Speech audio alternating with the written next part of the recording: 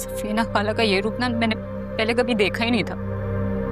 इतनी मीठी बनती है लेकिन अंदर से ना पूरी कुटनी है।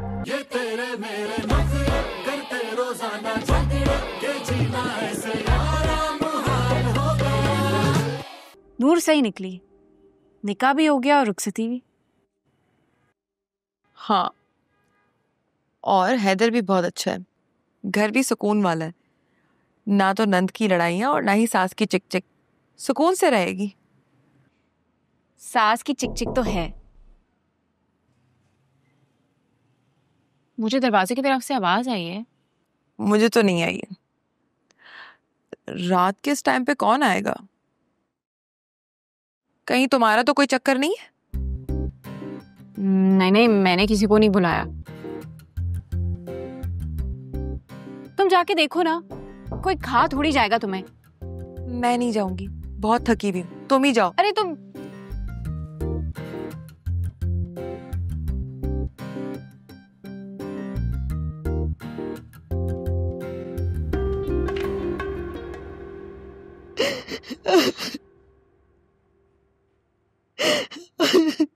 अम्मा, अब यही मिला है खाने के लिए।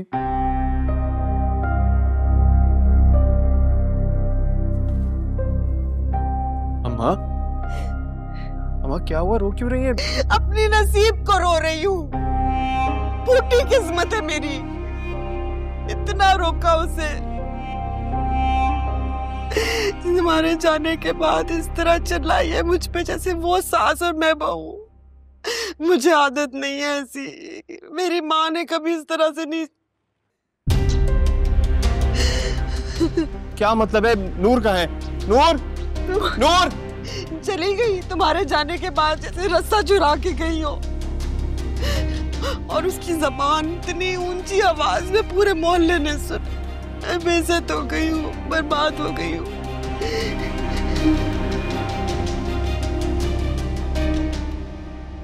अम्मा कैसी बातें कर रही हैं? कोई ख्वाब तो नहीं देख लिया आपने? अभी थोड़ी देर पहले तो यही थी आपकी बहू। मैंने मना किया था ना तुम्हें, मैंने कहा था 10 लाख हक मेहर मत लिखवाओ, मेरी तो कोई औकात ही नहीं ना। अम्मा वो तो सिर्फ कागज की हद तक था ना, वरना हम कहाँ से दे सकते हैं 10 लाख? नहीं, तुम्हारी गलत फहमी है। उसने मुझसे पूछा हैदर मुझे कब और कैसे ये पैसे देगा। अरे क्या पागल हो गई है वो? कौन सी किताब में लिखा है कि हक मेहर उसी वक्त देना होता है? मैं चुपचाप सब कुछ सुनती रही, मैंने कुछ नहीं बोला।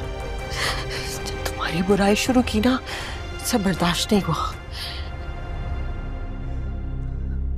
बताइए बताइए, क्या कह रही थी मुझे? मैं नहीं बता सकती।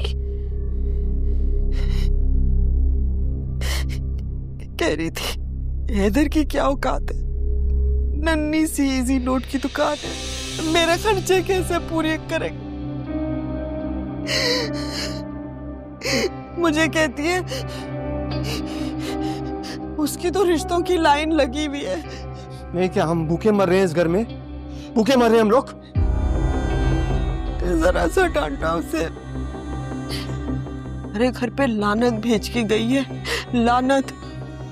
आए मैं मर गई, कभी किसी ने ऐसे नहीं बात की। क्या लिख। सर मेरी बात सुनो, रात के अंधेरे में हुआ है, किसी को नहीं पता, कोई सबूत भी नहीं है, वो कर जाते हैं।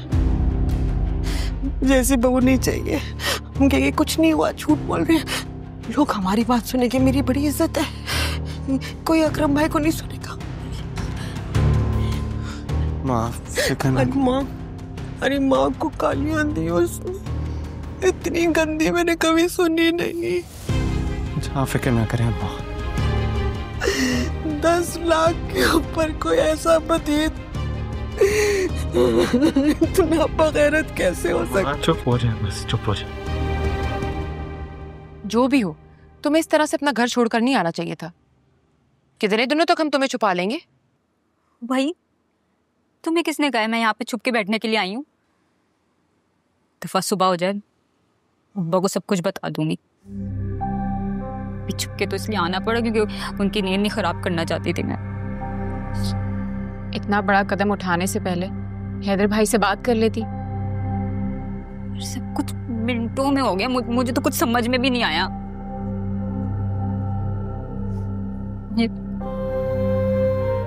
सफीना खाला का ये रूप ना मैंने पहले कभी देखा ही नहीं था। इतनी मीठी बनती है लेकिन अंदर से ना पूरी कुटनी है।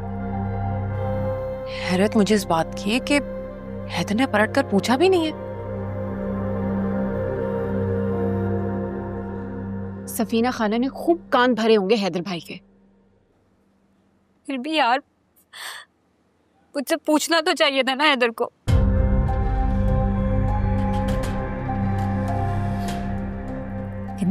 इन माँ के सामने ना मुकरी है वो भी।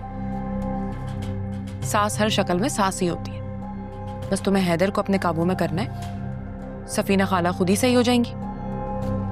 तो कर आई हूँ, मैंने भी कोई कसर नहीं छोड़ी है। मैंने सबकी औकात ही अंत डाली हूँ। इतनी गुंजाइश छोड़ी है कि वापस जा सको। ओ भाई क्या हो गया है? जरा सी गलत फहमी है, इंशाल्लाह दूर हो जाएगी। इतनी मामूली बात भी नहीं देते। और मैं बता रही हूँ तुम दोनों को, मैं हाथ पांव जोड़ कर ना वापस उस घर में नहीं जाऊंगी, यहीं पे रहूंगी।